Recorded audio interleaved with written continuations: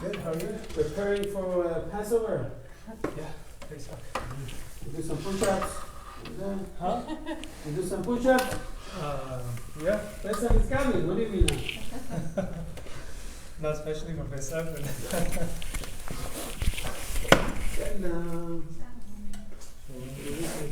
So, 8:15. We should start. Okay.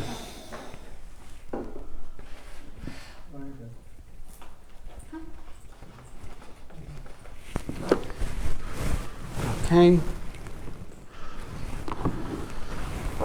Shalom, Dr. Ari. I see that you're in the office. Baruch Hashem, such a dedication. It's wonderful. Alaikum shalom. Shalom, everybody. We sent a schedule, Passover, Pesach schedule. So it's, I think, will be very helpful to use. It's from Or HaTorah, the synagogue, but at least you have the time. Those who cannot join here, at least you have the schedule of what time, what is the last time. Let me just repeat it really quickly. You know what? Let me just go live. I'm already live, actually. No? Yishem Adonai Mevorach, Ma'atav Olam. Hashem's name will be blessed forever and ever. We have a schedule for Chag Pesach. I'll just repeat it really quickly.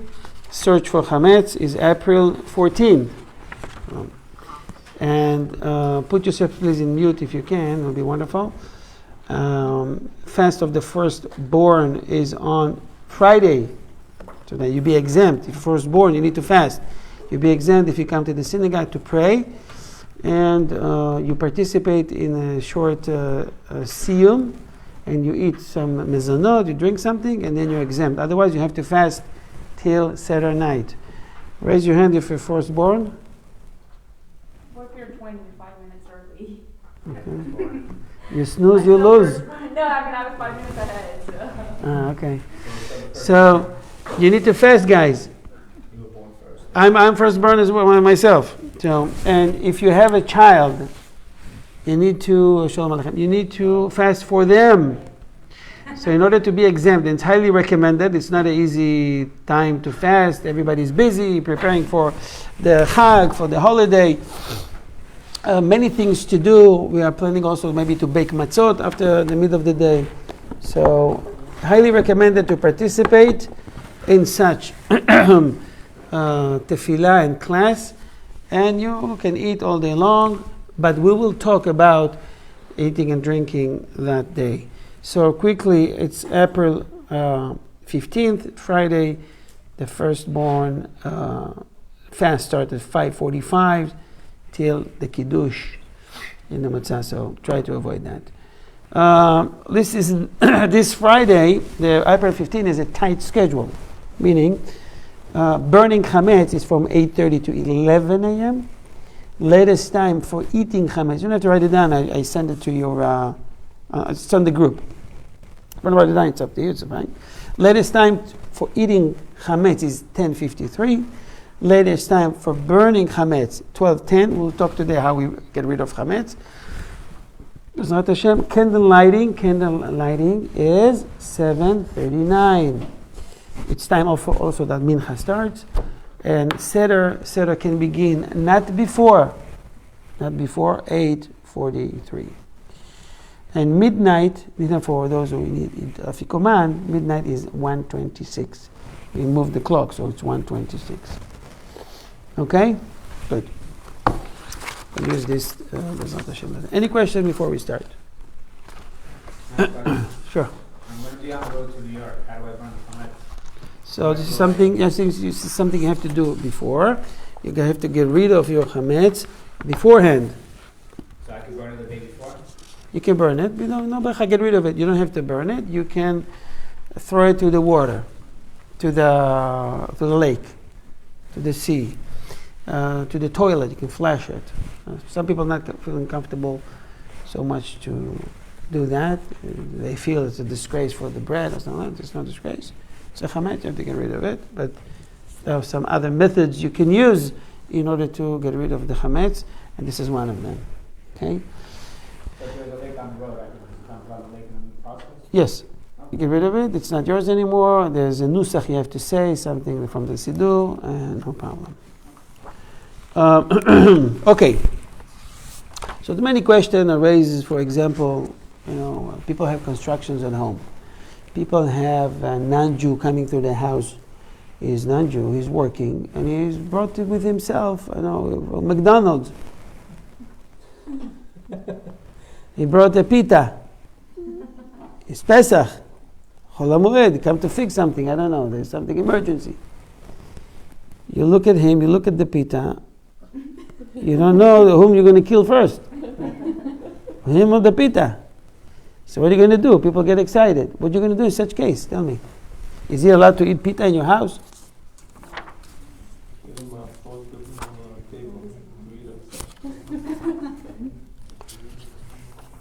Okay. What if someone, people working on Chol HaMoed, happens all the time. There's lunchtime. And on lunchtime, people sitting together. Usually you bring your kosher meal, you eat. Now you're bringing kosher matzah, eating matzah. You're asking, what is this? Cardboard, why are you eating this? Why are you guys suffering? What's up with you? We thought you're smart people. What's this? Well, you can explain to him. And then he's pulling out from his bag chametz. You're eating chametz on the same table. Matzah and chametz. And Chol HaMoed, on Pesach.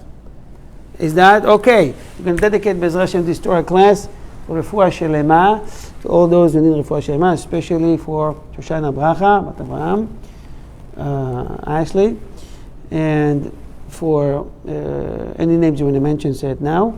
Refuah shelema, speedy recovery, Boaz Ben Mira, the Murphy's family, and Mazdal Shlom Tzem Shon Selama. Okay. So the halacha says that during Pesach, it is forbidden to eat at the same table where a non-Jew is eating chametz, even if the two people are eating on separate tablecloth or placemats. This is something we do on, it's permitted to eat on the same table dairy and meat. Your wife, let's say, eating dairy, you're eating meat, you can use the same table, just put some separation between you, do different type of tablecloth so you won't get confused, okay? But in Passover, we're more strict, okay? Even if the two people, okay.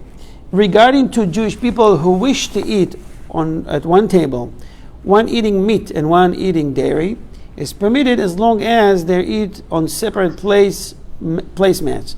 Regarding the prohibition of eating chametz, however, we must be more stringent, since chametz on Pesach does not become nullified whatever the ratio into which it becomes mixed.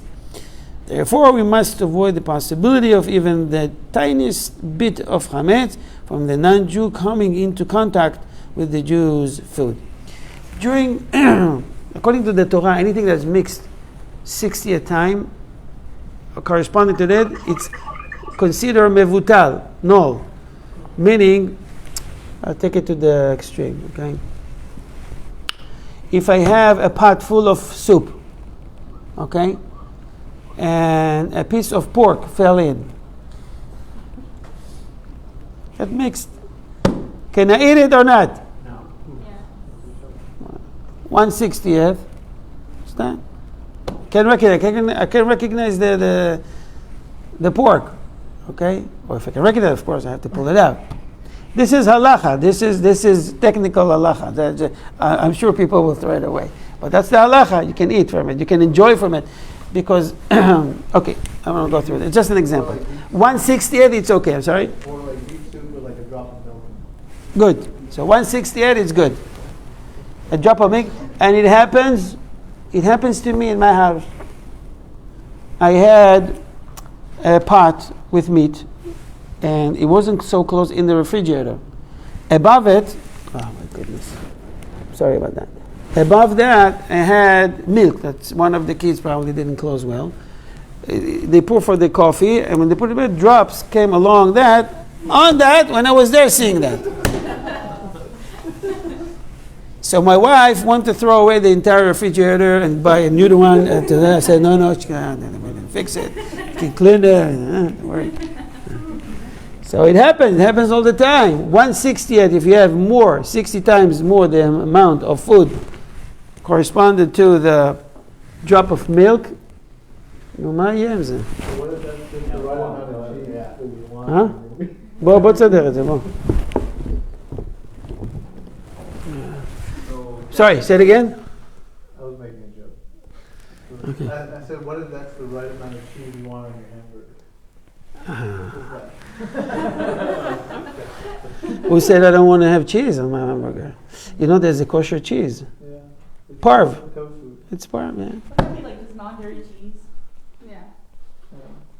Non-dairy cheese. There is. Tofu or whatever. Yeah. That's the same. Somebody I don't told me get the lo- I don't something get the about this, loophole where you about can that. eat bison meat with cheese. I don't know who told you that. Bison is, if it's kosher, I guess. Kosher. Kosher.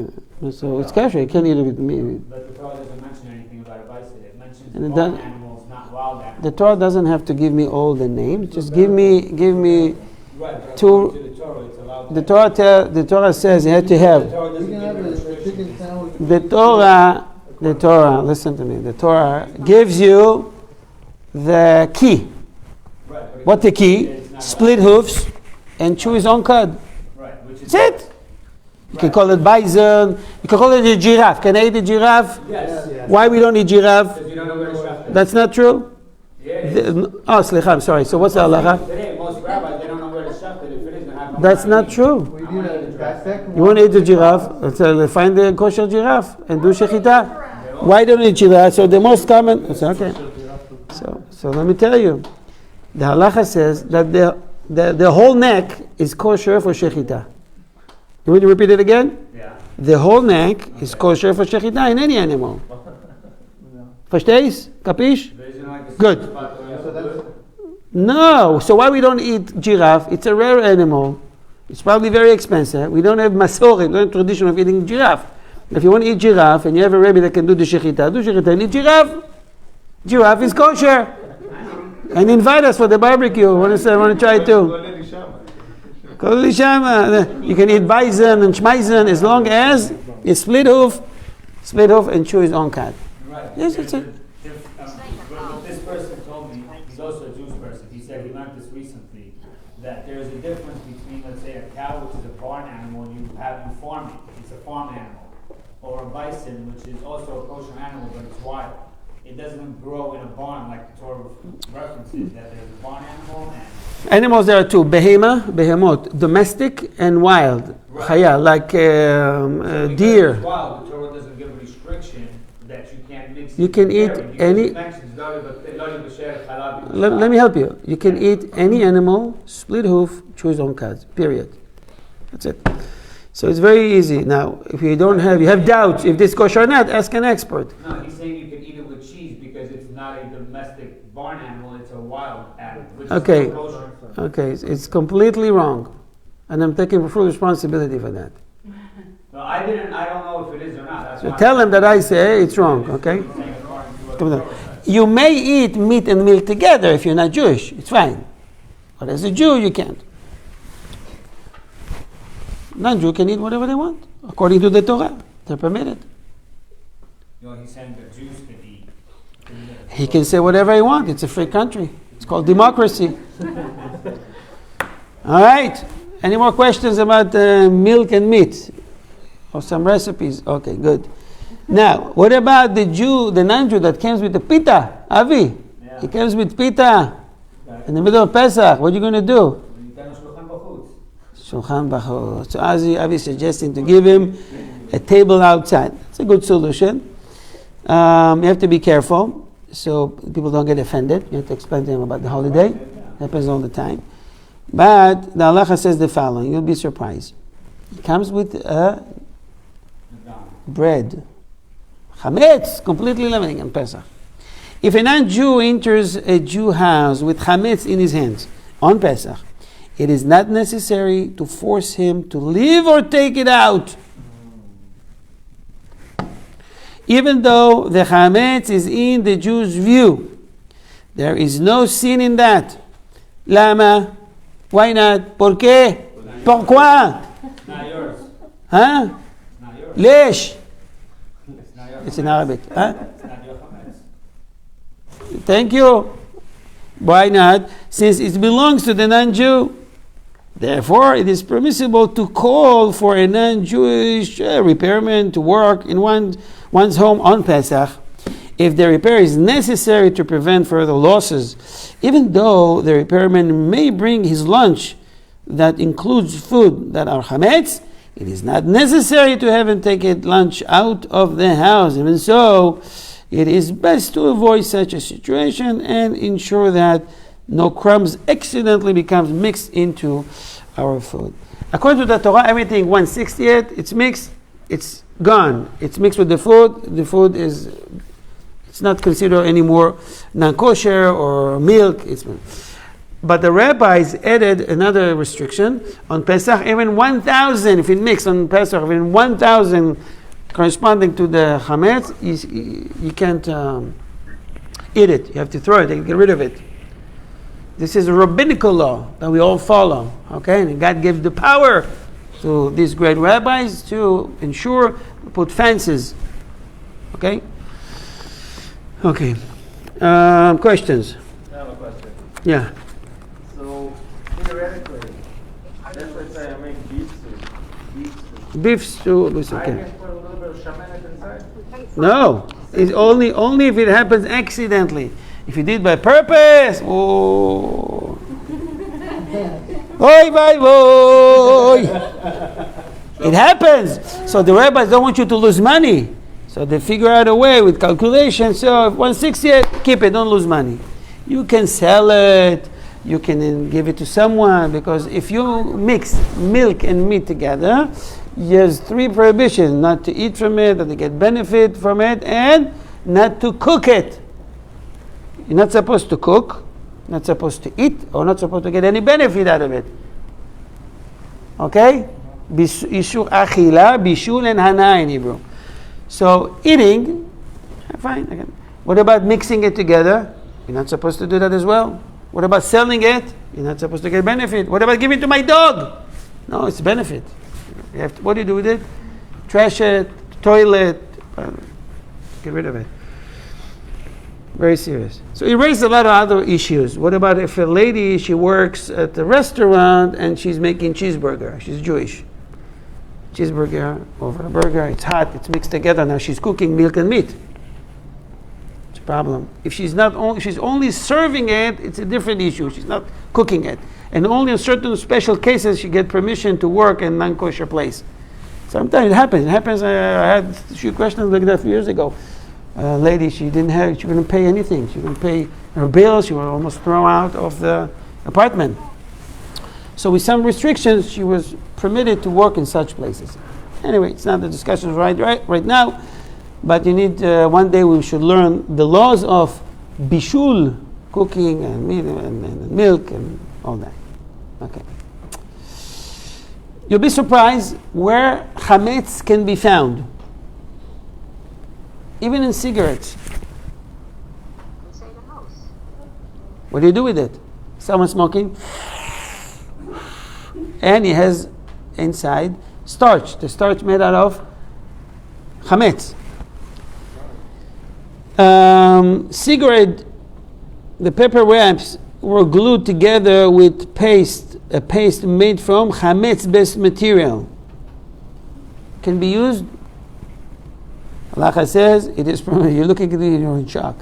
It is permissible to smoke cigarette during Pesach. Even the paper wraps were glued together with a paste made from chametz-based material, since the chametz is no longer edible and it is not recognized.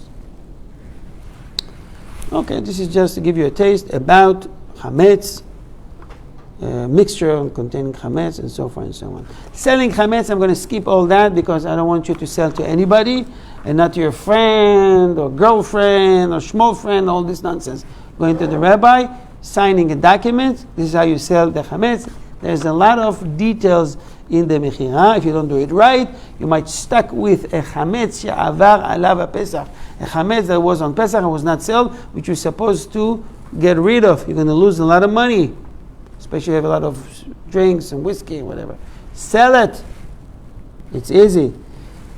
What's the problem? If the non-Jew wants to come, he can come and take the chametz. But you need to pay your money for that. So you look at the sales. It's not for free. Right? But it's a real mechira. It's a real sale. If he doesn't come to a certain point, it says in the contract, it's all come back to you. Okay? Right. Just the title of the chametz, the mixture of chametz, what we mentioned before. Even though our sages institute the rule that a mixture containing chametz is forbidding on Pesach, regardless of the ratio of chametz to the other food, this applies only to mixture that occurred during Pesach. Before Pesach, we're more lenient. It's called Hozer Venior, or not Hozer Venior. If you see, I sent on the group a list of items you can buy. Ashkenazi see it, he faint. Completely faint. You have to revive them, give them some perfume. They don't wake up. He said, wait, everything is permitted. If you keep telling me, everything is permitted here. This is following the rule of the Shulchan Aruch that anything that was mixed, I'm not going to discuss if it was dry or wet, you need to learn all these halachot. Before Passover, it's considered not Hozer Venior, it's not awakening again during Pesach. So, but during Pesach itself, we're more strict. Get rid of it. Okay, so even if in the mayonnaise or the oil something was mixed before Passover, we don't worry. Okay, I think there in the introduction of this list, Passover list, you have a lot of information.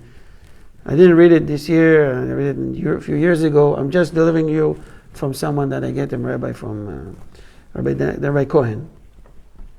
So you can read the information. It's very interesting in the beginning and after. There's a whole list. You can save a lot of money. Sephardi eat legumes. Therefore, you can use a regular, I think, vegetable oil or canola. Just don't take my word. Just check on the list. Otherwise, you'll buy a small one for $9, and this is, I think, it's a ripoff. It's not fair. Okay, so just go through this list. It's very easy. I send it on the group. If you needed me to send it again, send a text, or maybe someone else can resend it. Any questions so far? Let me skip this part. Food containing chametz. I'm going to tell you something very easy. Just go ahead and look at the list. Okay. Let me skip. We have one more class before Pesach, which is next week. So I'm skipping to the eve of Pesach. We're going to skip all the part of chametz, have to burn it, and then we discuss it every year. Remember, it's very important to pay attention to the following halachot. Otherwise, you didn't fulfill probably the halachot, the laws of Passover, which is in regards to eating the matzah, the way you eat it, the amount you eat, drinking the 4 cups, and the way you eat it, the way you drink it, and the amount. How many times you need to lean on your left side in order to fulfill the mitzvah? Total. How many times total? You have an idea? 4 for the? Okay, you have the way. Almost half. It's 7 times. Just to give you the introduction. 7 times. If you can do it, except the maror, all the rest of the time it's even better. So 7 times, it's a must. If you did it, you have to redo.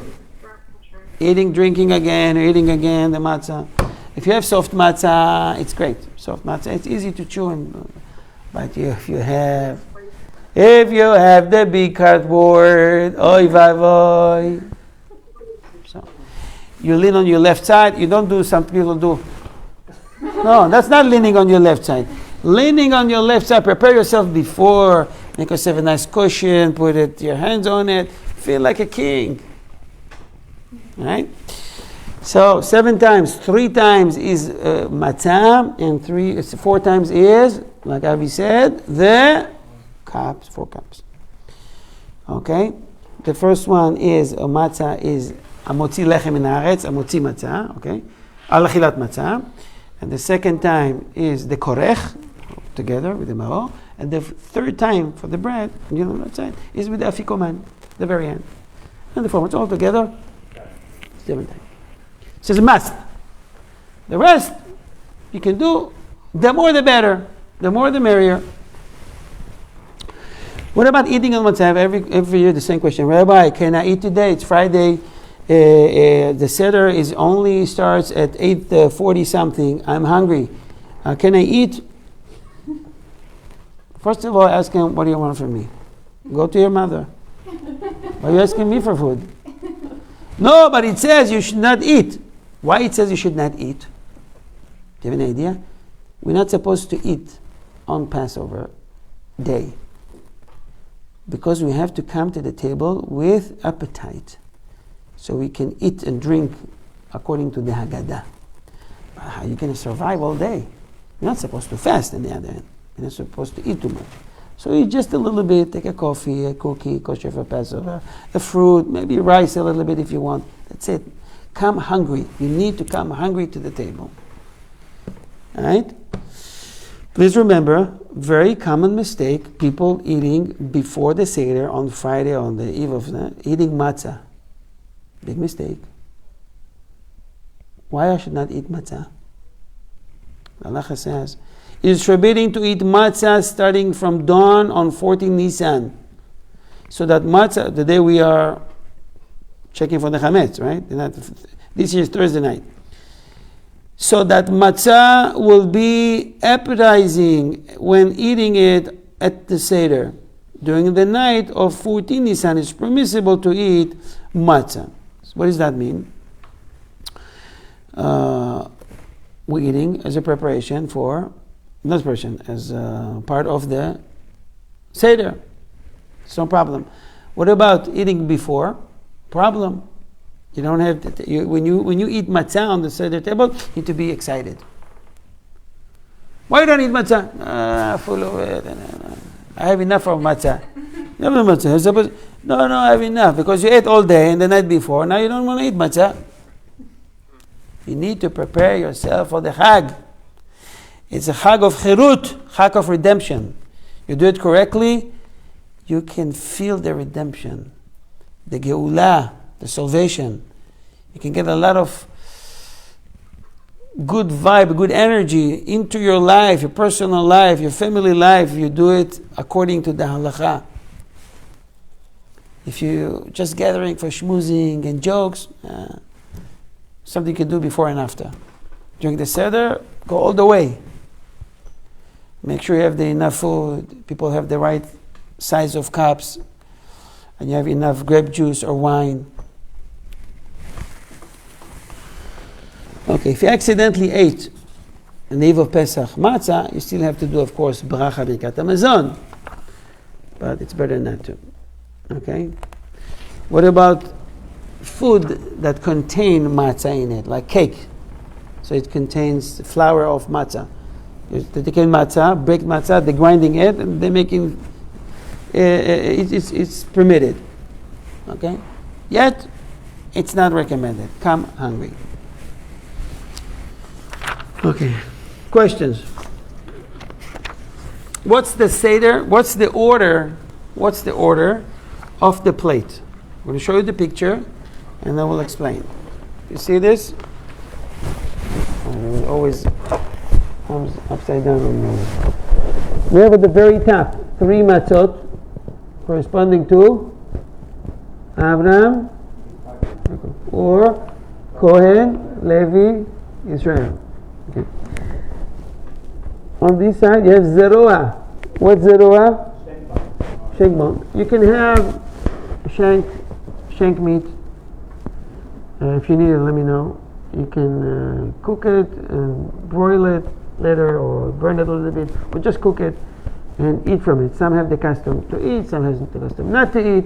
The Ammonite has the custom to eat and eat a lot of it. A lot of meat. Beitza, eating beitza. To the other side, egg. Maror is in the middle. Under it is the karpas.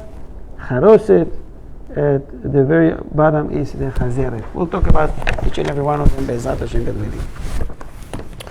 I think on the list I sent you, there's explanation on how to make it and where to get it from, or what's the English word for each item so you can buy it on the grocery store. Now, the most important thing is to follow the order in the Haggadah and to drink the cups one after another according to the Haggadah order. Make sure you have a kosher Haggadah. When I say kosher Haggadah, there's some Haggadot, some books that are not recommended. So I don't want to say why. You can figure it out yourself. People making up stuff. It's not the right order, let's put it that way, or pictures are not modest, and so forth and so on. So you can send me pictures if you want me to help you out, and I'll tell you if this is recommended or not. So, one should have the Seder table set before evening begins, so that when one returns home from the synagogue, one can recite the Kiddush immediately after dusk, with no delay. It's late already.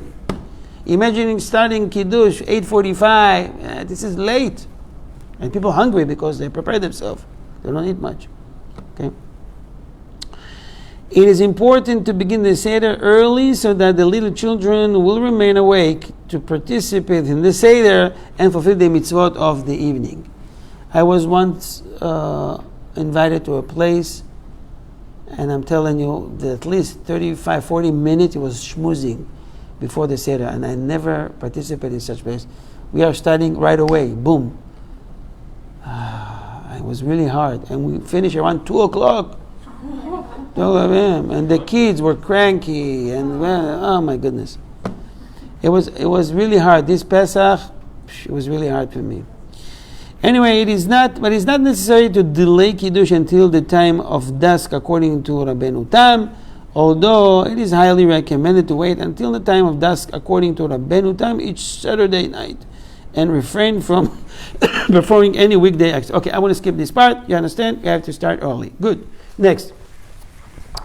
It's best to do the Kiddush after dusk. Well, you know what dusk means? Tzeet HaKochavim, when 3 stars comes out. So we helped you. Huh? Between light and dark. This is twilight. Yeah, so this dusk is after. What you need, I helped you out with that. I sent you the schedule. You know the time. Not before 8:43. Okay? It's not always what is convenience for us. We have the time because before that it's yet the day before. It's not considered according to the Jewish calendar. It's not Pesach yet. Okay? I know people personally that they always do it early, 6 o'clock, and finishing by 8 or 9. It doesn't matter how many times I told them. They come from different. They don't come from Orthodox. Okay, so I have class with them. I told them many times, no, it's comfortable for the family. They're coming after flight, but it's not Pesach. What are you doing? Oh, we used to it. They've been doing that for 40, 50 years. They're older than me. They're almost 70 plus, both of them. Doesn't matter what you tell them. What can I do? Okay, next. Are women and men equally obligated to... Oh, we have a guest. Are women and men equally obligated for Arba Kosot? The answer is, men and women are equally obligated in the mitzvah of drinking the 4 cups of wine. It is commendable to give wine to the children to taste as well once they have reached the age of chinuch, in order to train them in the mitzvah of drinking 4 cups.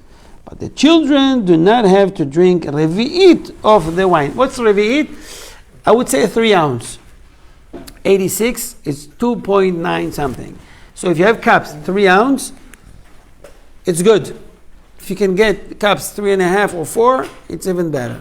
Because otherwise you have to go almost all the way up. And it spills, and if it spills, you're missing some of the amount you're supposed to drink. It should be around 86 cc, or a little bit less than 3 ounce. 3 ounce cups, all the way up. Make sure it won't spill anything. So everyone are obligated, men and women. Can you have more than 3 ounces? Yes. But it's not a good idea to have a big cup and drink 3 ounces and leave the rest. Some do that and think this is very bad. I mean, drink the whole thing. That's good. It's up to you. If you can handle it, it's fine. Everyone should set the Seder table with the finest dining ware he can afford, and he should conduct the evening in a grand manner as a free man. Each person should prepare his seat to allow him to recline in comfort in the manner of a free man. One should not leave an empty place at the table in recognition of the destruction of the Beit HaMikdash, since it is improper to employ such symbols on Yom Tov. Yom Tov is a time of simcha, and to rejoice, to be happy. It's not the time to do such things. Okay? Make sure that you do Haceba. It's called Haceba, leaning on your left side. Even lefty people on the left side. Okay, we'll see later why. It means to recline completely. So make sure you're sitting next to someone that will be comfortable for you to recline. It would be inappropriate to recline on your brother's girlfriend, right?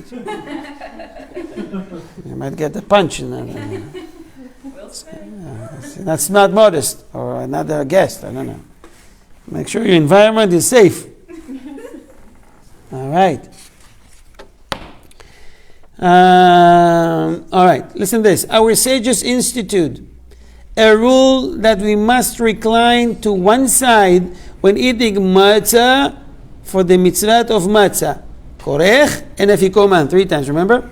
And when you're drinking each of the 4 cups of the wine. Sorry? Any questions? Okay. It is highly commendable to recline on one side throughout the Seder meal. If you want to do extra, fine. People already, in some places, they have a big recliner, or they set up for themselves a place that they can recline all the meal. It's fine. Sit and feel like a king.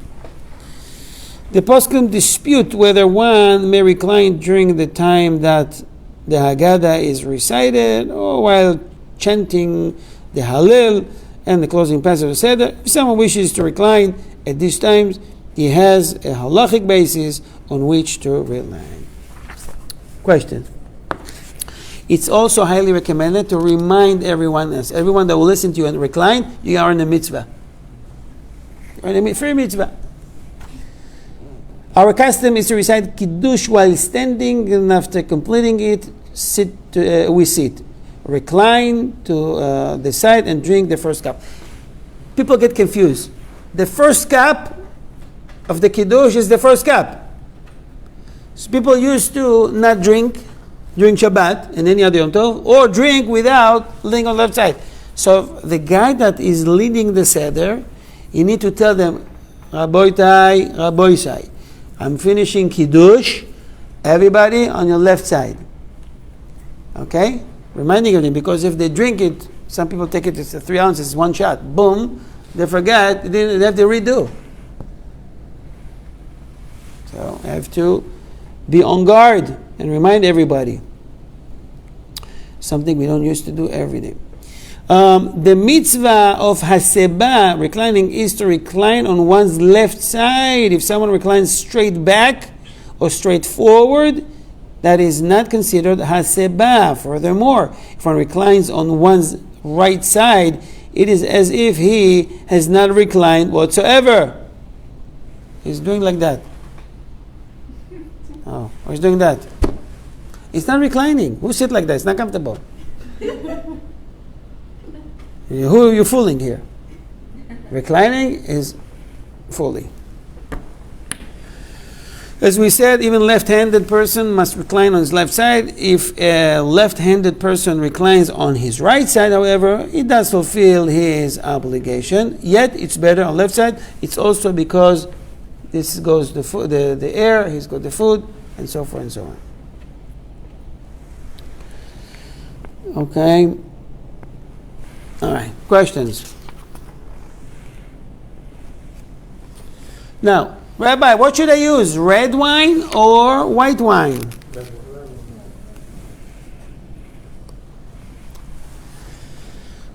It is commendable to recite Kiddush over red wine. The custom of Sephardic Jews is to use red wine, even if the white wine available is better quality. Nevertheless, if the white wine has some reddish tint and it is superior to the dark red wine, it is the wine of choice for Kiddush as well. In case nothing else is available, one may use genuinely white wine, which is kosher. Make sure it's kosher. There is some out there, material, it's the kosher Passover, it's cherry, the pictures are confusing. Make sure it says kosher for Kiddush, or kosher wine, kosher grape juice. Kosher for Passover. Okay. Someone says, Rabbi, I cannot drink wine, even if 3 ounces, it's going to make me drunk. How can I fulfill the mitzvah without drinking wine? So I told them, drink coffee. No, I'm joking. I told them the following. It is, if it is difficult for someone to drink wine, he may use non-alcoholic grape juice for the 4 cups at the Seder. It's very common in America to drink this grape juice. When I grew up, if my grandma wouldn't make something from raisins, we would drink the real grape juice, grape wine. We all got drunk after the first cup. The kids, the empty stomach. It's unbelievable. So today it's easy, everybody has it, and it's pashut, it's simple, that everybody can drink. All that they fulfill the mitzvah, no questions asked. Okay, about the raisin, one they fulfill the mitzvah for cows, one they made for raisins that were soaked in water. That's what my grandma used to do. For the kids, okay? Okay, questions. Someone says, I cannot drink the wine. It will make me sick. Can I be exempt? It's Pesach. He wants to be exempt. You make him sick. Look, listen to this halacha. If someone cannot stand drinking wine, or even if drinking wine causes him physical harm, he nevertheless must force himself to drink the 4 cups at the Seder. Drink and die. It's no problem. God forbid, right? Even though he does not enjoy it, he must recite the blessing of Boreh Gefen, just like everyone else. Such a person may definitely substitute grape juice or raisin wine for this mitzvah. It is not imperative that he drink an intoxicating beverage. Okay, so see, it's very important. Even if you get sick, you still must drink from it. Yeah, but it said you can substitute with grape juice or the raisin. You can, but that's not always available. Only in case that is really, if you drink now, you go to the hospital, or it's really extreme, then you're exempt completely. Let me read that. If drinking wine will cause someone to become ill or bedridden immediately after, right? However, he is exempt from the mitzvah of drinking the 4 cups at the Seder altogether. Yes, okay. Questions? How about the sick people? They cannot drink too much wine. You need to consult with the doctor. People that are diabetic, they need to consult with the doctor. What's the minimum amount they can drink? the maximum amount of time they can drink. And they should prepare themselves accordingly to drink and fulfill this mitzvah. Brings a lot of kedusha to the person. But if it's really, really going to cause an issue, consult with your doctor. Some diabetic will get exemption, some will not. I don't know the situation and the stage of that they're at. Please remember, the cup needs to be clean and washed from cup to cup, not to pour on the old cup. So people are using the 3-ounce disposable one, drinking and then throwing it away. If you want to use the same cup, some people have great, crystal expensive cups. Use it, but make sure to wash it. You finish the first one, wash it, clean it, prepare it for the next one. Before filling the cup with wine for kiddush, the cup must be rinsed thoroughly inside and out. Okay. This is something that is not very common for people to do, but it's a must. What is it? They give you the bottle and you pour for yourself. You need someone else to pour for you. So you set it up in a way that you pour to your neighbor you pour for you. It's the way kings, dine. People serving them.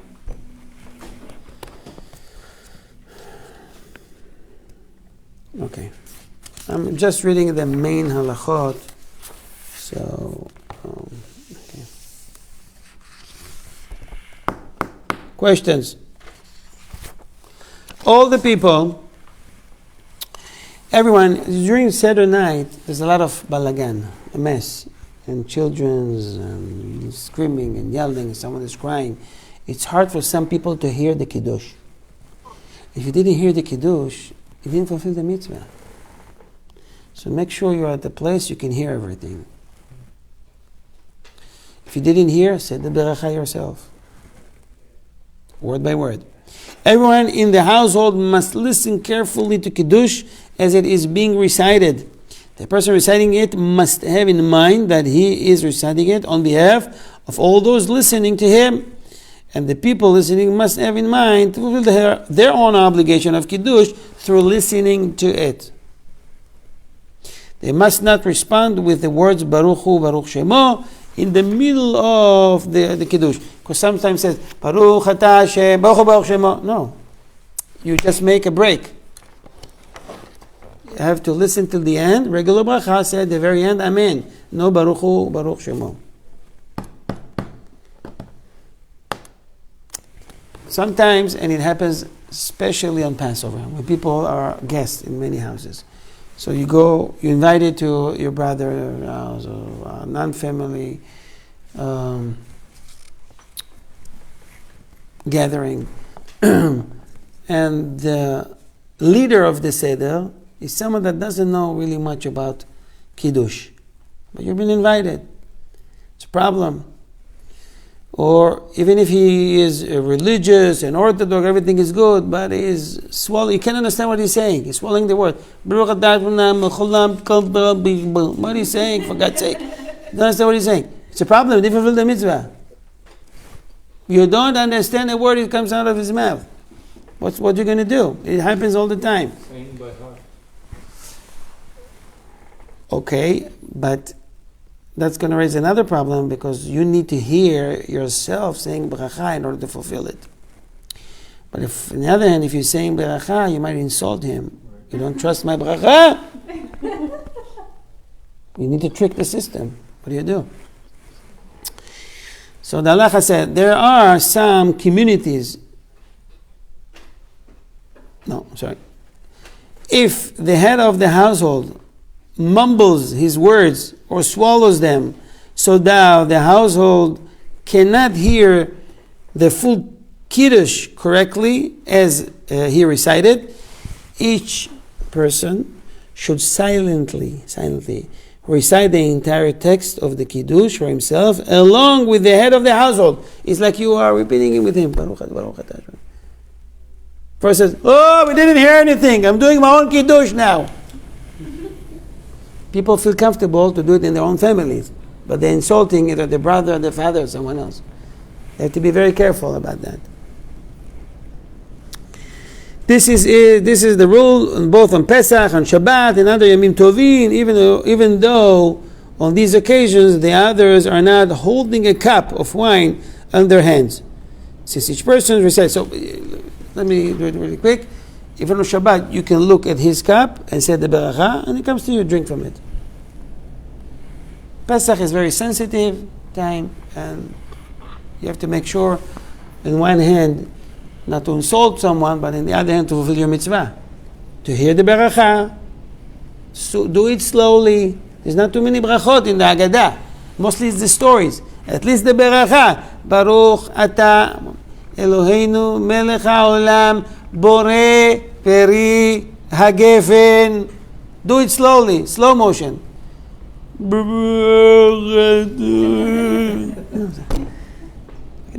Don't exaggerate.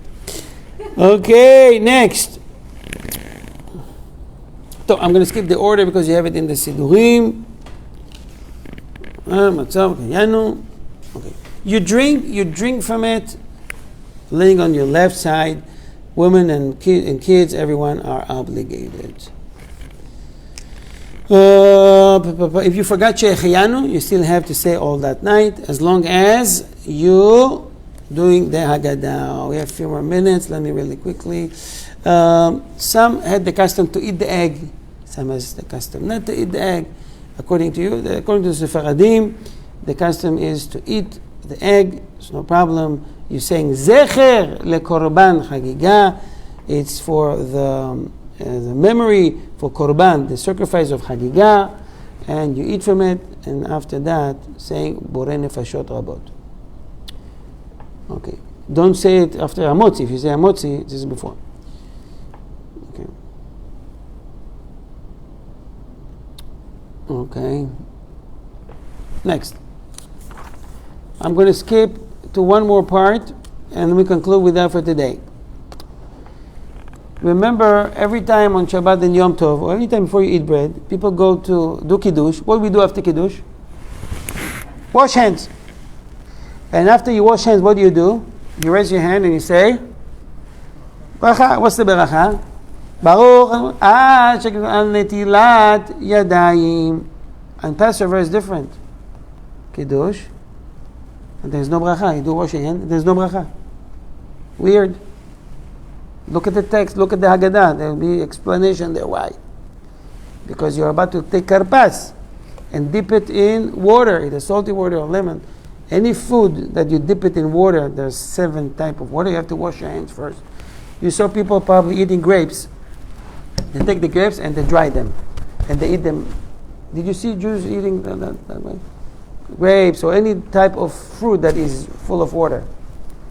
It's not only out of cleanness or hygiene, because the halacha says, something we've learned in the past, that food that is dipped or touched 7 type of liquid, you need to wash your hand before, without beracha. Wash the hands. It's about of tuma and tahara, impurity, and impurity. What are the 7? You know what are the 7? Liquid. One of them is water. What else? The wine. The abbreviation, the acronym is Yad Shachat Dam. Yayin for Yad. Daled Dvash. Shin Shemen. Chet. I'll give you a hint. Halal. Tet is tal, dough, and dam if you dip it in the blood, and the last one is water. Mine.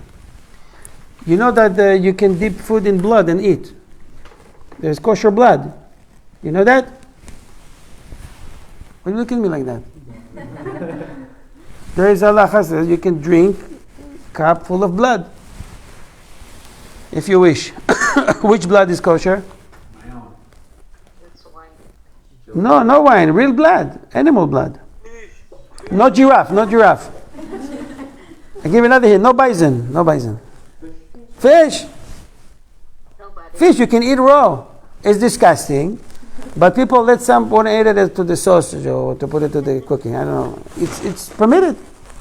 Fish doesn't need shechita. You can do it. You can eat raw fish. Boom. Okay. Any questions? We good? Bezrat Hashem, next week we'll talk a little bit more about the Haggadah, the order, karpas, yachatz, how we break the matzah, how we lean on it, on the right, left side, which one is better, the hard matzah, soft matzah, all that we'll discuss. On behalf of Ohave Israel Foundation, I want to wish you all the best. Prepare yourself for the Chag. It's a Chag with the full of Kedusha. It says, Benisan nig'alu uvenisan atidin li'gael. It says the people of Israel were redeemed. The redemption was on Nisan, and Mashiach will come on Nisan. You can all become part of it as long as you study the halachot and you participate seriously.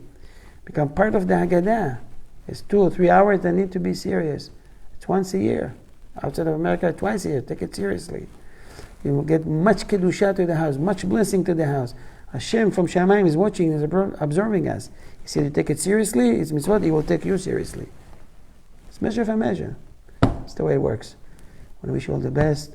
Thank you for all those supporting Ohave Israel Foundation. God bless you. See you next week. Shalom. Bye.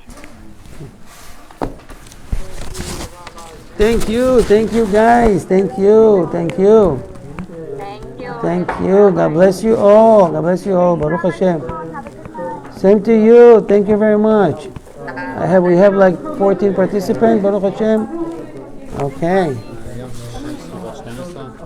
כן, אם אני לא נמצא או משהו כזה, תבוא תיקח מהמקפיא. So I'll leave it Friday in your house, right? Yes. Okay. I'll leave it